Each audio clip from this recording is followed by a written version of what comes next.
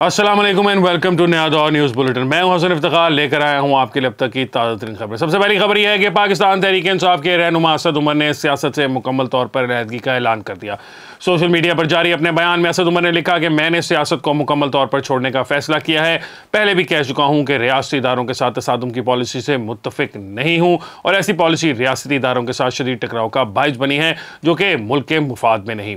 असद उमर ने PTI की बुनियादी रुकनीत से भी मुस्ताफ़ी होने का ऐलान करते हुए कहा, मैं इन तमाम लोगों का शुक्रगुजार हूँ। असद उमर ने PTI की बुनियादी रुकनीत से मुस्ताफ़ी होने का ऐलान करते हुए कहा, मैं इन तमाम लोगों का शुक्रगुजार हूँ जिन्होंने अवामी ज़िंदगी में मेरा साथ दिया। खासतौर पर मैंने चवन की टीम और वोटर्स का शुक्रिया अदा करना चाहता हूँ जिन्होंने मुझे 2 बार मुंतखब किया। अल्लाह पाक का पाकिस्तानी कौम पर अपनी रहमतें नाज़िल फरमाई। याद रहे कि असद उमर से कबल फवाद चौधरी, सदाकत अब्बासी समेत PTI के कई रहनुमा सियासत से अलहदगी का ऐलान कर चुके हैं। आगे खबर यह है कि IMF की जानिब से पाकिस्तान से सख्त मुतालबात किए जाने का इम्कान है। बैनुल-अक़वामी मालियाती फंड IMF की जानिब से पाकिस्तान से सख्त मुतालबात किए जाने का इम्कान जाहिर किया जा रहा है। ज़राए के मुताबिक IMF मिशन के मुख्तलिफ महकमों से तकनीकी सतह के मुज़ाकरात ख़त्म हो गए हैं। तकनीकी सतह के मुज़ाकरात में FBR ने IMF मिशन को टैक्स महसूलात पर मुतमिन किया।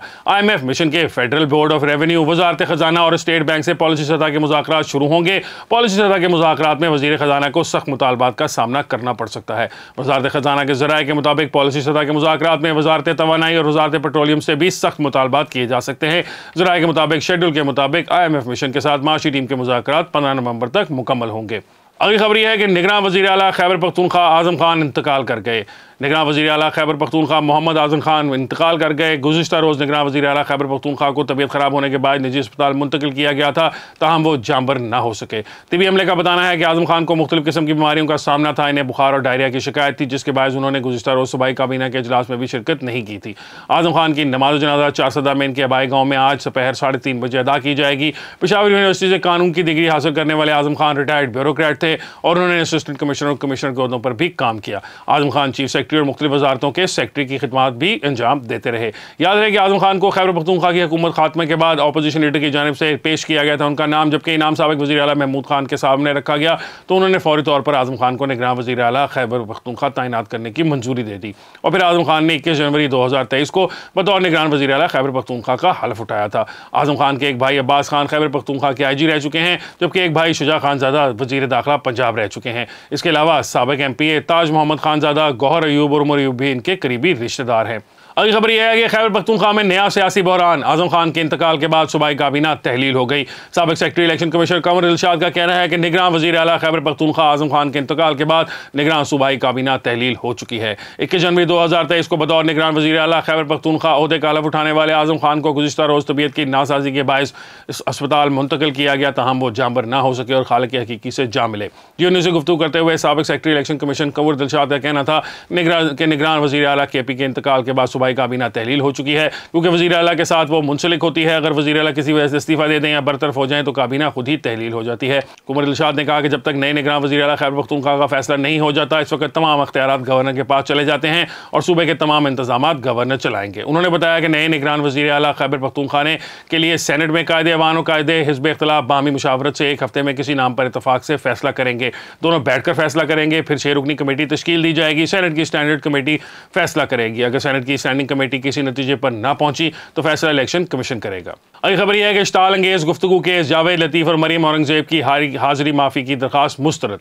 इंसदादी दहशतगर्दी अदालत ने इश्ताल अंगेज गुफ्तगू केस में मुस्लिम लीग नून के रहनुमाओं जावेद लतीफ़ और मरीम औरंगज़ेब की हाजिरी से माफ़ी की दरखास्त मुस्तरद कर दी। जावेद लतीफ़ और मरीम औरंगज़ेब के खिलाफ इश्ताल अंगेज गुफ्तगू केस की समाअत इंसदादी दहशतगर्दी की अदालत में ड्यूटी जज अरशद जावेद ने की।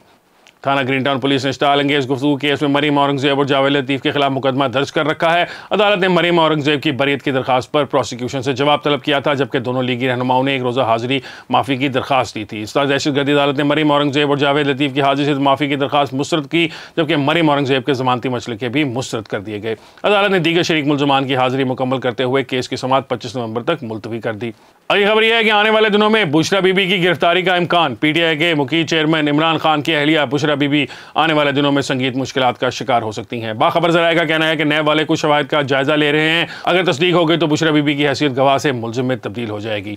ज़राए ने बताया कि नैब को कुछ नए शवाहिद मिले हैं जिनको क्रॉस चेकिंग किया जा रहा है। अगर इन शवाहिद की तस्दीक हो गई तो बुशरा बीबी नैब की मुलजिमा बन जाएंगी और गिरफ्तार भी हो सकती हैं। कहा जा रहा है कि ये शवाहिद पैसों के लेन देन से जुड़े हैं जो बुशरा बीबी ने मुबैना तौर पर वसूल किए थे। फराह शहजादी के बारे में मीडिया को लीक होने वाली ताज़ा रिपोर्ट और इस मामले पर नून लीग और एमक्यूएम वालों की प्रेस कॉन्फ्रेंस से भी इमरान खान के लिए इजाफी मसाइल पैदा हो सकते हैं। दरियासना नैब ने इमरान खान के मुबैना करप्शन केसेस, तोशाखाना और बरतानिया की नेशनल क्राइम एजेंसी से 190 मिलियन पाउंड का मामला में भी अपनी तहकीकात को तेज कर दिया है। नेशनल क्राइम एजेंसी का 190 मिलियन पाउंड का केस अलकादर ट्रस्ट के नाम से भी जाना जाता है। ज़राए के मुताबिक ब्यूरो जल्द ही इन केसेस की तहकीकात मुकम्मल करके इमरान खान के खिलाफ रेफरेंस दायर करने का फैसला कर सकता है। जुमेरात को मुख्तलिफ टीवी चैनल ने सरकारी ज़राए के हवाले से फराह शहजादी की मुबैना करप्शन की खबरें शाया की। बाद अज़ान नून लीग के रहनुमा तारर ने फराह की करप्शन पर तफसीली प्रेस कॉन्फ्रेंस भी की और इसका ताल्लुक इमरान खान और बुशरा बीबी से जोड़ा। यह दावा किया गया था कि फराह के ज़ाहिरी और गैर ज़ाहिरी असासों में 2017 से 2020 तक 4,520 मिलियन रुपए का इजाफा हुआ है। बताया गया कि सरकारी ज़राए ने जुमेरात को एक रिपोर्ट जारी की जिसमें फराह गोगी पर पीटीआई हुकूमत के दौरान बड़े पैमाने पर करप्शन का इल्ज़ाम लगाया गया था। फराह गोगी, इनके शौहर एहसन जमील गुज्जर और इनके पार्टनरों के 102 बैंक अकाउंट्स में 14 अरब रुपए से ज़ायद रकम मौजूद है। फराह शहजादी और फराह गोगी के ज़ाहिरी गैर ज़ाहिरी असासों में 2017 से 2020 तक 4,520 मिलियन रुपए का इजाफा हुआ है। मीडिया रिपोर्ट के मुताबिक बरतानिया की नेशनल क्राइम एजेंसी की जानिब से 3 दिसंबर 2019 को पीटीआई हुकूमत को 190 मिलियन पाउंड वापस करने के बाद फराह गोगी ने 9 जुलाई 2021 को इसी रकम के एवज 240 कनाल जमीन अपने नाम पर रजिस्टर कराई। ये कीमती जमीन मुबैना तौर पर रिश्वत के तौर पर फराह गोगी को मुंतकिल की गई। मीडिया रिपोर्ट में कहा गया है कि इस रिश्वत के बदले में पीटीआई हुकूमत ने रियल एस्टेट टाइकून के खिलाफ 460 अरब रुपए के हट जाने के केस की पैरवी नहीं की। रवां साल अप्रैल में द न्यूज़ के फ़खर दुरानी ने खबर दी थी कि वज़ीर आज़म इमरान खान की हुकूमत के क़याम के पहले 3 बरसों में फराह की दौलत में तेजी से इजाफा हुआ। फराह शहजादी की कुल एलानिया असासे 2017 में 231 मिलियन रुपए से 4 गुना बढ़कर 2021 में 971 मिलियन हो गए थे। 2018 में इनकी फाइलिंग सिफर थी। द न्यूज़ की जानिब से बताया गया था कि इमरान खान के इक़्तिदार में आने से कबल फराह शहजादी के ज़ाहिर करदा असासों की मालियत 2017 में 231 मिलियन रुपए थी, जबकि इमरान खान की हुकूमत के पहले 3 बरसों में फराह ने मुख्तलिफ शहरों में कई जायदादें खरीदी और मुख्तलिफ कारोबारी शोबों में करोड़ों रुपए की सरमायाकारी की। दस्तावेजात के मुताबिक फराह खान ने इमरान खान की हुकूमत के दौरान 2019 में काले धन को सफ़ेद करने की स्कीम यानी कि टैक्स एमनेस्टी स्कीम से भी फ़ायदा उठाया और टैक्स एमनेस्टी स्कीम 2019 के तहत 328 मिलियन रुपए के असासे ज़ाहिर किए। दस्तावेजात में मजीद बताया गया है कि फराह खान ने लाहौर इस्लामाबाद में कुछ पुरतय्यस जायदादें खरीदी जिनकी इस्लामाबाद के पॉश सेक्टर में कोठी भी शामिल है। दस्तावेजात के मुताबिक फराह खान ने इस्लामाबाद के सेक्टर F72 में 933 मुरब्बा गज का घर जाहिर किया जो उन्होंने 195 मिलियन रुपयों में खरीदा। और बुलेटिन की आखिरी खबर यह है कि पाकिस्तान फ़लस्तीनियों के सफारती और अखलाकी मदद जारी रखेगा। ये कहना है निगरान वज़ीर आज़म अनवारुल हक काकड़ का।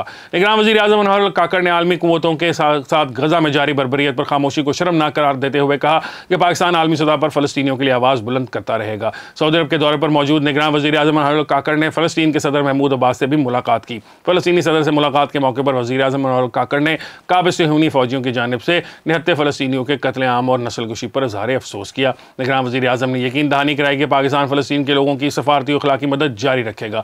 अनवारुल हक काकड़ ने कहा कि आलमी क़ुव्वतें गजा में जंगबंदी निहत्ते फ़लस्तीनियों का कत्लेआम रोकने में किरदार अदा करें। दोनों रहनुमाओं ने गजा में फौरी गैर मशरूत जंगबंदी और इमदाद की फराहमी के लिए राहदारी के क़याम का मुतालबा किया। सदर महमूद अब्बास से मुश्किल वक्त में साथ देने पर पाकिस्तान का शुक्रिया अदा किया।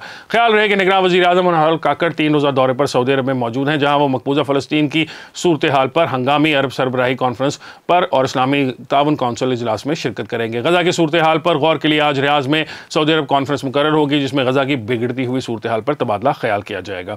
अब तक के न्यूज़ बुलेटिन के लिए इतना ही। मुझे हसन इफ्तिखार को दीजिए इजाज़त। अल्लाह हाफ़िज़।